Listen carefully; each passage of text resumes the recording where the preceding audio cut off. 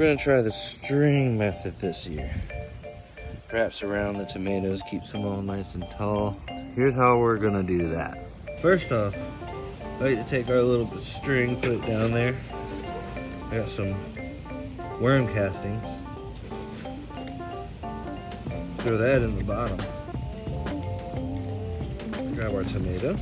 A little bit dry, but that's okay. Just loosen up the roots a little bit. Good push. So this up under the leaf.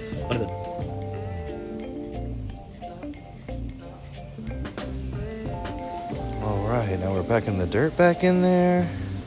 Make it nice and snug. Those roots love to be hugged. Cover it back up. Nice and even here.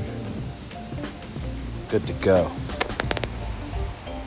Alright, looks good to me.